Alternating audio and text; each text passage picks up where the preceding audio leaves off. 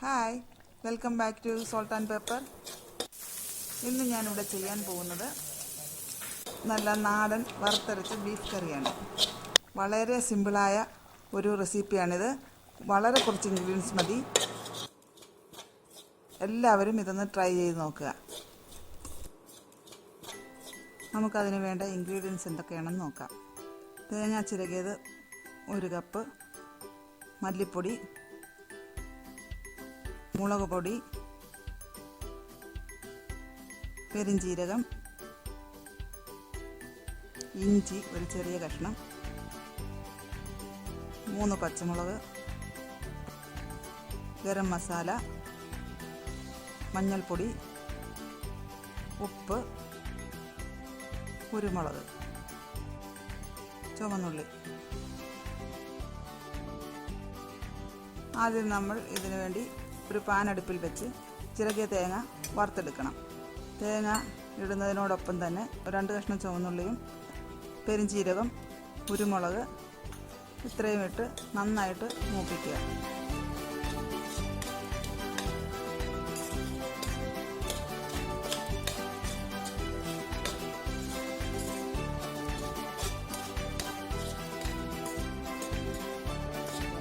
തേങ്ങ മൂത്ത് വരുമ്പോൾ 1 സ്പൂൺ മഞ്ഞൾപ്പൊടി ഇട്ട് കൊടുക്കുക.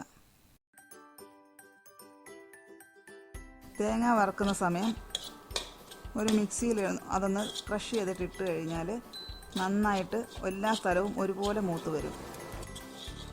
നന്നായിട്ട് ഇളക്കി കൊടുത്തുകൊണ്ടിരിക്കുക. ചെറിയ തീയിൽ മൂപ്പിക്കുക. അരിഞ്ഞു വെച്ചിരിക്കുന്ന ഇഞ്ചിയും വെളുത്തുള്ളിയും തേങ്ങ മൂത്തതിലേക്ക് ഇട്ട് കൊടുക്കുക. തേങ്ങ ഒരുവിധം നന്നായിട്ട് മൂത്തതിന് ശേഷം അതിലേക്ക് തീ കുറച്ചിട്ടുകൊണ്ട് 1.5 സ്പൂൺ മുളക് പൊടി, 2 സ്പൂൺ മല്ലിപ്പൊടി, ഗരം മസാലപ്പൊടി 1 സ്പൂൺ,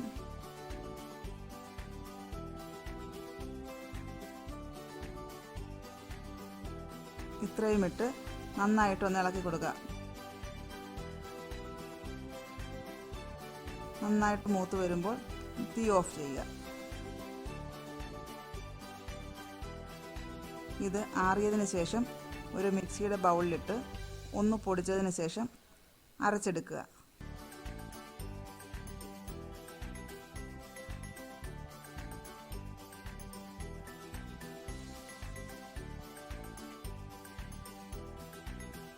അരച്ചു വെച്ചതിന് ശേഷം കഴുകി വെച്ചിരിക്കുന്ന ഇറച്ചി വെക്കാൻ ഉദ്ദേശിക്കുന്ന പാത്രത്തിലേക്ക് ഇടുക. ഇട്ടതിന് ശേഷം അരപ്പും കൂടി അതിൻ്റെ കൂടെ ഇട്ട് ആവശ്യത്തിന് ഉപ്പും ചേർത്ത് നന്നായിട്ട് ഇളക്കുക. 3 പച്ചമുളക് കൂടി ഇതിലേക്ക് കീറിയിടുക.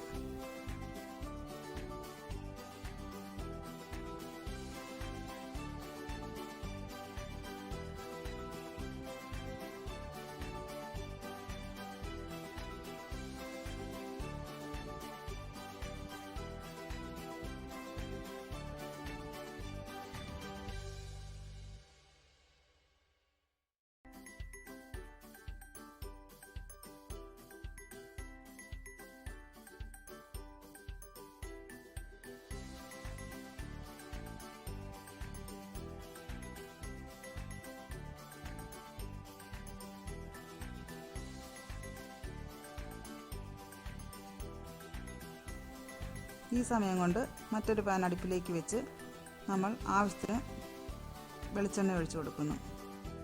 വെളിച്ചെണ്ണ ചൂടായി കഴിയുമ്പം അതിലേക്ക് 1/2 ടീസ്പൂൺ ഉലുവ ഇടുന്നു. ഉലുവ പൊട്ടിയതിന് ശേഷം ഒരു സവോള അരിഞ്ഞത് ഇട്ട് നന്നായിട്ട് ബ്രൗൺ കളറാകുന്നത് വരെ മൊരിക്കുക.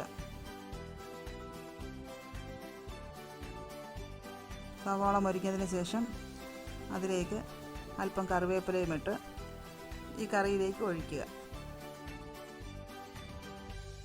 നന്നായിട്ട് ഇളക്കി ചൂടോടെ വിളമ്പാം. നമുക്കിത് ചപ്പാത്തിയുടെ കൂടെ, അരിപ്പത്തിരിയുടെ കൂടെ, ചോറിൻ്റെ കൂടെ, നെയ്ച്ചോറിൻ്റെ കൂടെ ഒക്കെ കഴിക്കാൻ നല്ലൊരു കോമ്പിനേഷനാണ്. എല്ലാവരും ട്രൈ ചെയ്യുക. എൻ്റെ ഈ ചാനൽ ഇഷ്ടപ്പെട്ടിട്ടുണ്ടെങ്കിൽ നിങ്ങളെല്ലാം ലൈക്ക് ചെയ്യണം, ഷെയർ ചെയ്യണം, സബ്സ്ക്രൈബ് ചെയ്യാനും മറക്കരുത്.